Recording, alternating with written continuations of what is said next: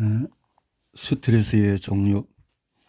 생존 모드 있을 때 대뇌 심피질은 주변 환경을 감지하는 레이더 같은 기능을 한다. 대뇌가 위험을 감지하면 우리는 즉시 경계태세에 돌입하게 된다.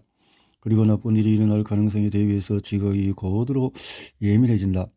다른 척추동물과는 달리 인간은 위험 상황을 단지 생각하는 것만으로도 생존 반응이 나타날 수 있다. 스트레스 상황에 있을 때 앞으로 어떤 스트레스가 예상될 때 우리는 정상적인 상태에서 벗어나 스트레스를 경험하게 된다. 알다시피 우리 몸은 항상성을 유지하기 위해 스트레스에 반응하여서 많은 양의 아드레날린과 글루코코티노이드를 분비한다. 이러한 반응은 인간뿐만 아니라 다른 동물에게도 나타난다. 하지만 인간은 커다란 뇌와 발달된 사회구조 때문에 동물보다도 더욱 다양한 종류의 스트레스 상황을 경험한다. 인간의 스트레스는 다음과 같이 육체적인가, 화학적인가, 정서적인 것의 세 종류로 나눌 수 있다. 육체적인 스트레스, 차 사고나 낙상, 과로로 인한 부상, 극도의 추위나 더위, 수면 부족, 식량 부족 같은 열악한 환경 조건이 포함된다. 화학적인 스트레스, 오늘 많은 사람들이 걱정하고 있는 것이다. 우리는 매우 많은 독소와 알레르기 유발 요소, 오염물질 등에 노출되어 있다. 정서적인 스트레스, 시간과 돈, 경력, 아끼던 것의 상실 등에 대한 걱정이 포함된다. 한 가지 기억해야 할 것은 스트레스 종류가 다르더라도 우리 몸은 똑같은 강도의 자동적인 반응을 보인다는 것이다. 몇몇 사회적인 영향력을 제외하고 동물의 육체적인 생존에 위협이 되는 것은 주로 포식자, 굶주린 배우자의 부족, 영구적인 부상 등이다. 인간 역시 육체적인 스트레스와 육체적으로 드러나는 화학적인 스트레스를 받는다.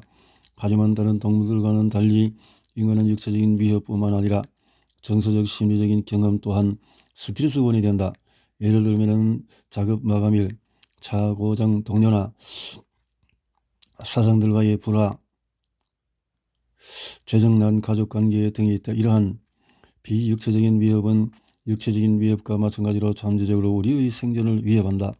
차이점은 우리가 경험하는 비육체적인 위협은 육체적인 위협에 비해서 복잡하며 싸움 도주 반응으로 쉽게 해결되지 않는다는 것이다.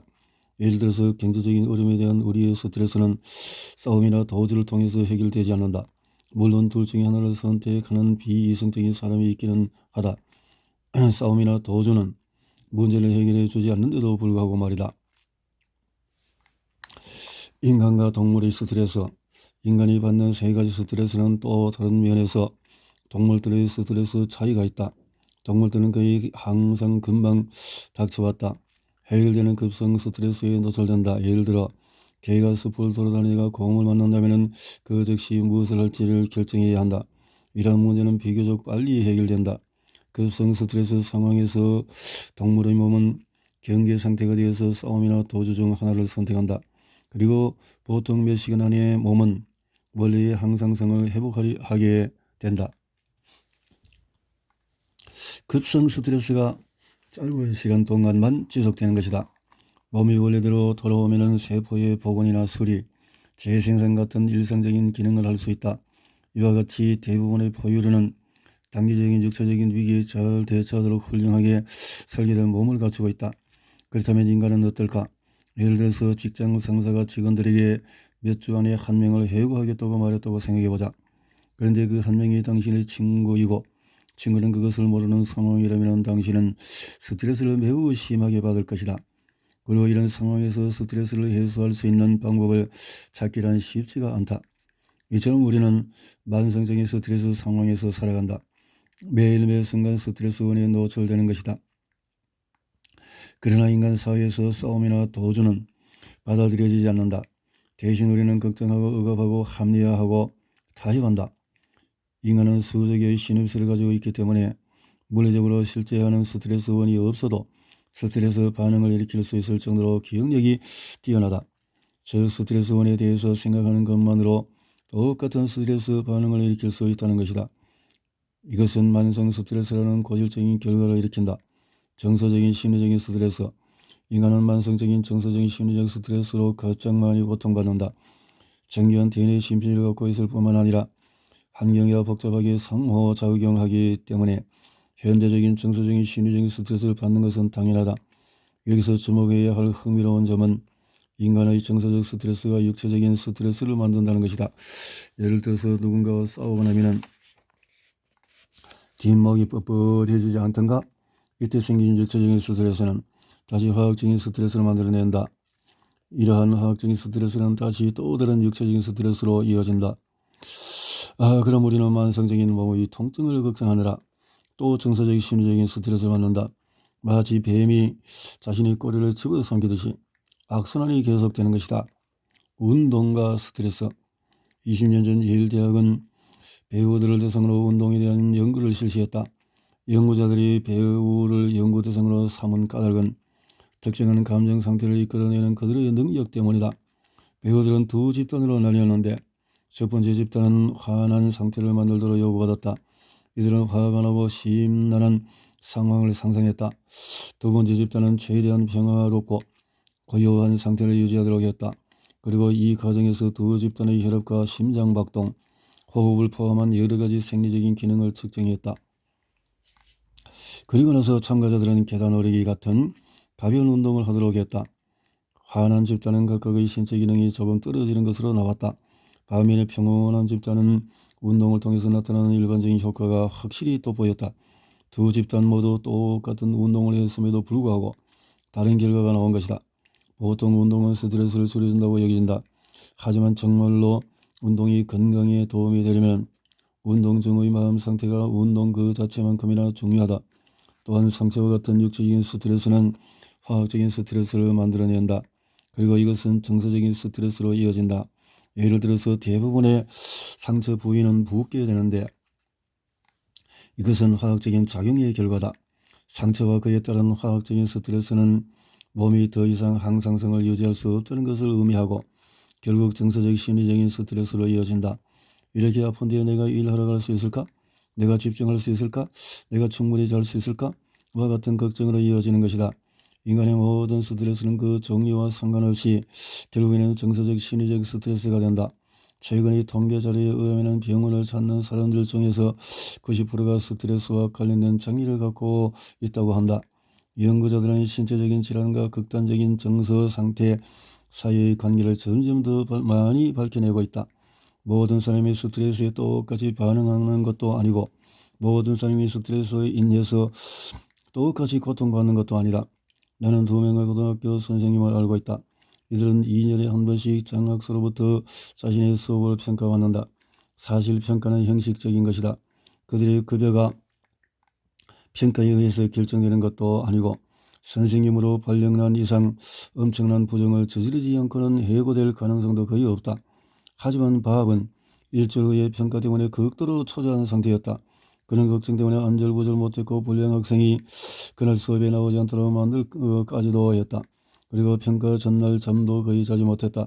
반면에 비벌리는 장학사가 자신의 교실을 방문하는 것을 좋아했다. 그녀는 다른 사람의 피드백과 관심을 받는 것을 좋아했고 윗사람에게 좋은 인상을 주는 것을 하나의 도전으로 생각했다. 그녀는 수업 평가를 별로 특별하게 생각하지 않았다.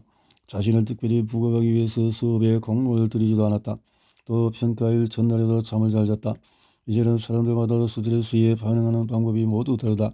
각자 타고난 신경망과 경험, 지식 등이 모두 다르기 때문이다. 그러나 인간은 스트레스를 받으면 여러 가지 것들이 몸에 영향을 미친다. 그 중에서도 아드레날린의 분비가 급상승한다. 스트레스로 인해서 많은 양의 아드레날린이 분비되면 우리 몸은 녹초가 되고 소화기관에서 분비되는 소화액을 감소시켜 단백질 같은 필수 영양소의 흡수를 제한한다. 카이로프랙틱 의사로서 나는 사람들의 뼈와 근육이 스트레스에 의해서 어떤 영향을 받는지 잘 알고 있다.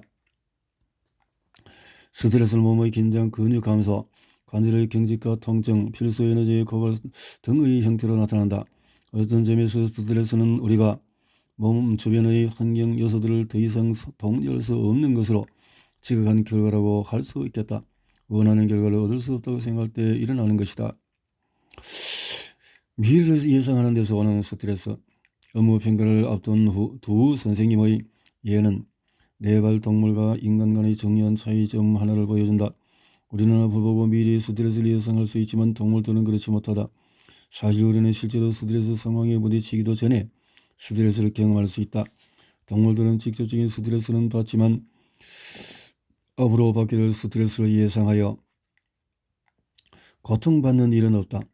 상대적으로 작은 DNA 심폐질 덕분에 동물들은 현존하고 있는 스트레스원에 대한 기억만을 저장한다. 게다가 이들은 똑같은 일이 금방 또 일어날 거라고 걱정하지 않는다. 하지만 인간은 다양하고 복잡한 심리적인 사회적인 상황을 예상함으로써 스트레스 반응을 활성화한다.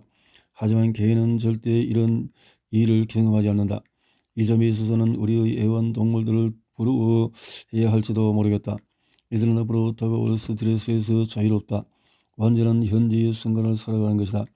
반면에 우리 인간은 과거나 현재의 스트레스 상황을 생각하는 것만으로도 스트레스 반응을 일으킬 수 있다.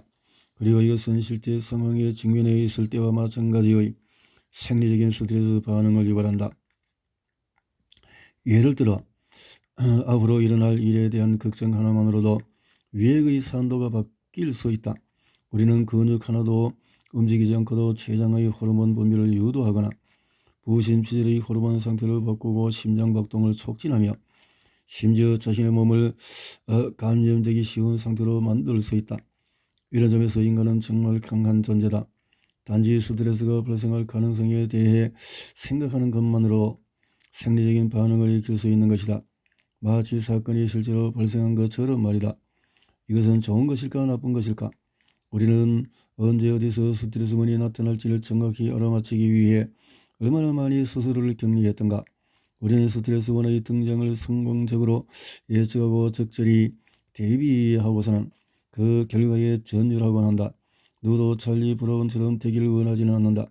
이번만큼은 루시가 막 차려고 하는 럭비공을 치워버리지 않을 거라고 믿으며 달려가는 찰리 브라운 말이다.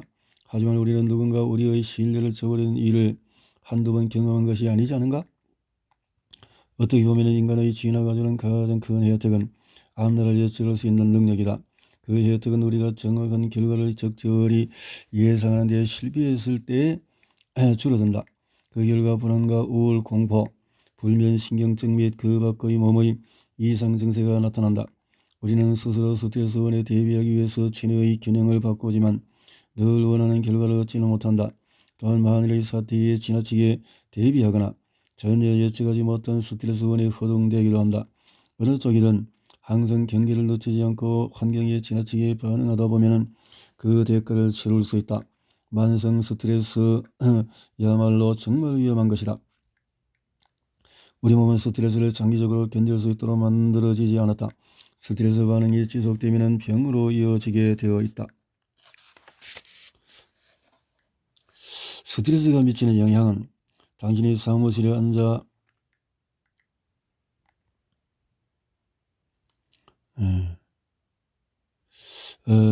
이보게 당장 자네 도움이 필요하네. 부사장이 이메일을 보내서 1시간 안에 예산 회의를 할 거라 통보해왔어. 30분 안에 파워포인트 자료를 만들라는군. 나머지 30분은 자기가 검토하고 수정할 수 있게 말이야. 지금 회의를 그만두고 지난주에 얘기한 또 회계 정상회를 갖다 주게. 이제 당신은 어떻게 해야 할까? 당신은 3분기 판매 프로젝트에 대한 작업을 그만두고 상사가 시킨 일을 한다. 사업을 성장시킬 장기 프로젝트를 중단한 대신에 당장 급한 일부터 처리해야 하는 것이다. 몸의 스트레스 반응에 관계할 때도 같은 일이 일어난다. 우리는 순간의 위기에 집중해야 한다. 급한 불을 먼저 꺼야지. 미루는 것은 불가능하다. 결과적으로 진행 중인 세포의 회복 같은 장기적인 재생 기능은 중단된다. 우리 몸은 싸움 도주 반응에 사용하기 위해 근육의 에너지를 동원하고 소화 기능을 중단한다. 지금 당장 움직이기에는 소화는 매우 느리고 너무 많은 에너지를 사용하는 과정이기 때문이다. 우리는 직장에서 다른 일을 하기 위해 하던 일을 중단하면 어떤 일이 벌어지는지 알고 있다. 중단한 일은 마감일에 쫓길 것이고 급기야 새로운 비상사태에 직면한다. 우리 몸에서도 같은 일이 벌어진다. 우리가 위협에 대응하는 데 계속 에너지를 사용한다면 우리는 결코 앞으로 나아가지 못하게 된다. 에너지를 축적하지 못하는 것이다. 이것은 그날 벌어 그날 먹고 사는 것과 같다. 빚을 갚기 위해서 또 빚을 지는 셈이다. 병은 몸의 에너지가 고갈되어 감염과 싸우는 중요한 기능을 수행할 수 없을 때에 걸린다.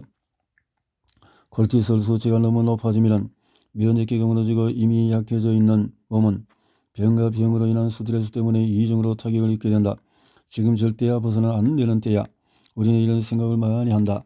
그런데 하필이면 바로 이 시점에 병에 걸린다. 걱정으로 인한 병일까? 그렇다면 반대로 병이 육체적, 화학적, 정서적 스트레스를 만들어낸다는 사실을 어떻게 볼까?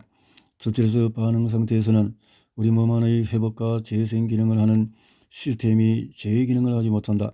예를 들어서 저수 간만으로 인해서 곧 파도가 들이칠 때 해변가에 집을 리모델링하는 것은 좋지 않은 생각이다.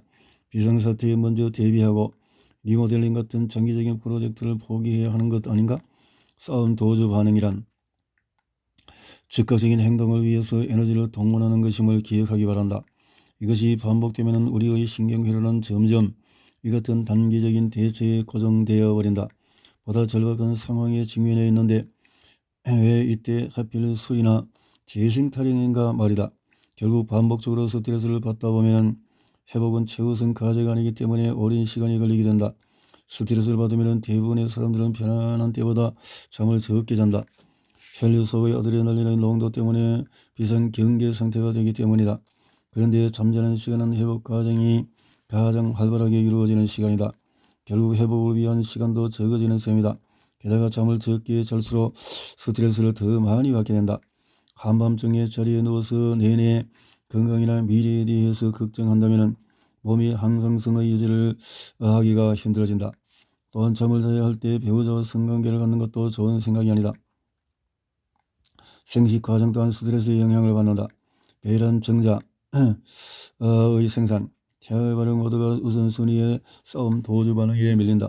싸움 도주 반응을 일으키는 원인이 실제로 호랑이에게 쫓기는 것이든 이혼을 앞둔 상황이든 상관없다. 발기부전 불임 유사는 모두 만성 스트레스의 일반적인 부작용이다. 스트레스의 영향을 받는 우리 몸의 기능 중에서 가장 중요한 것은 면역기이다. 면역기가 제 기능을 하지 못하거나 완전히 망가지면 박테리아나 바이러스 같은 침입자와 싸울 수 없게 된다. 결국 감염에 시달리거나 병에 걸리는 것이다. 특히 우리는 알레르기나 감염성 인플루엔자, 리우마티성 관절염 같은 면역 매개 질환으로 고생할 수 있다. 비상사태에 모든 에너지를 쏟아부어 분투하고 있는데 우리 면역기가 어떻게 초기 단계의 종양세포를 감지하고 그것을 제거할 수 있겠는가? 스트레스에 반응하느라 우리 몸의 면역계 활동이 정지됐을 때 암세포는 아무 제약 없이 자란다. 결론은 아주 간단하다. 스트레스를 많을수록 더 자주 면역계 손상이 다양한 형태로 나타난다. 이제 우리는 스트레스 자체보다 스트레스가 만들어낸 새로운 문제에 더 시달리게 되는 것이다. 사람은 이 스트레스 상황이 사라지면 그 일을 처리할 거야 라고 생각한다. 하지만 많은 경우 스트레스 상황은 사라지지 않는다. 그리고 스트레스가 스트레스를 부르는 악순환이 시작된다. 얼마 안 가서 스트레스 반응은 처음 스트레스 반응을 잊어버렸던 그 어떤 상황보다 우리에게 해가 될 것이다. 우리는 늘 적재비를 뒤쫓는 것은 원숭이라 생각하지만 스트레스 반응의 상황에서는 무엇인지 말하기 어렵다. 인간의 스트레스 반응은 우리의 생각과 느낌에서 비롯된다.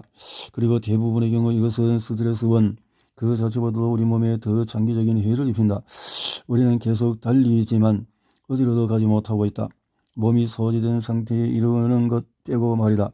소진이는 우리 몸의 외부의 침입자들을 더 이상 격퇴할 수 없게 된 상태로 말한다. 호르몬과 면역기가 손상되어서 병에 걸리는 것이다. 그리고 병은 다시 몸에 더 큰 짐이 된다. 한 연구에 따르면 스트레스 반응 동안에 생산되는 CRH가 너무 많으면 성장 호르몬의 생산과 분비가 억제된다고 한다. 만성적인 스트레스를 받는 아이들은 대부분 성장이 느리다. 어른의 경우도 마찬가지다. 뼈와 근육의 생산이 억제되는 것이다. 또한 CRH 과잉은 소화에도 영향을 미친다. 그 결과 감염성 장증후군이 나타난다. 예를 들어서 시상하부 뇌하수체, 부신 연결 체계가 지나치게 활성화되면 몸 안의 세포들은 인슐린에 반응하여서 포도당의 흡수를 멈추게 되고 그 결과 당뇨가 발병한다. 이뿐만 아니라 최근의 연구에 따르면 CRH 과잉은 정신장애에도 영향을 끼쳐 공포증 공황 발정을 유발한다고 한다. 러시아의 연구자들이 쥐를 대상으로 한 실험에서 스트레스 영향이 어디까지 미치는지를 알 수 있다. 이들은 인공아미로인 사카린을 가미한 면역 억제제를 쥐에게 먹인 후에 미각 혐오 실험을 했다. 면역 억제제는 쥐들을 구역질나게 만든다.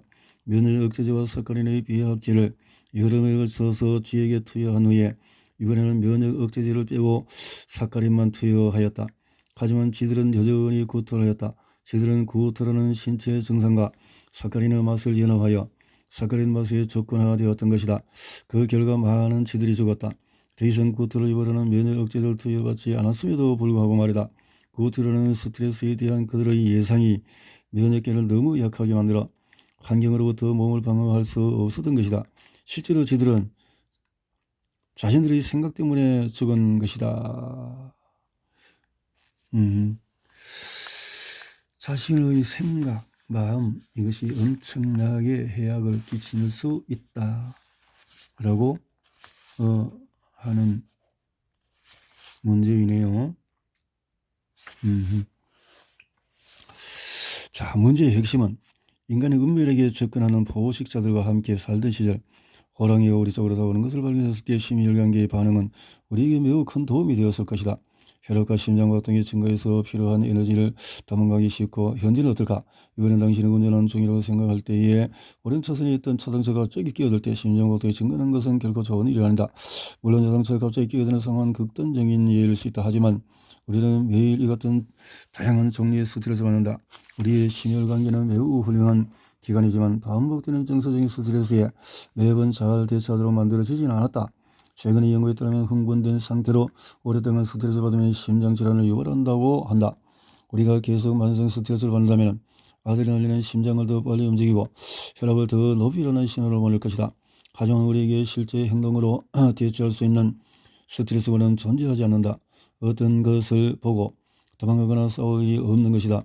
결과적으로 빨리 움직일 수 있도록 심장을 계속 훈련시키는 것밖에 되지 않는다.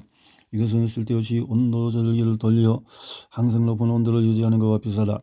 계속해서 심장은 경계대수로 움직이는 일을 반복할 것이고 이런 의해서 우리는 부정맥 심계항전증, 고혈압 같은 질병을 갖게 될 것이다. 급성 스트레스가 짧은 시간 안에 혈압을 올린다면 만성 스트레스는 만성 고혈압을 유발한다. 과도한 긴장으로 인해서 혈관계 전체가 압력을 받을 것이고 혈류의 흐름도 불규칙해진다. 혈액은 수천 개로 갈라진 동맥을 거쳐서 점점 더 작게 갈라지는 혈관으로 이동해 결국에는 하나의 세포에 이른다. 우리 몸 안에 있는 어떤 세포도 혈관에서 5세포 이상 떨어져 있지 않다. 높은 압력을 받은 혈액은 또 혈관이 갈라지는 지점에 타들어오면 부드러운 혈관 내벽에 손상을 입힌다.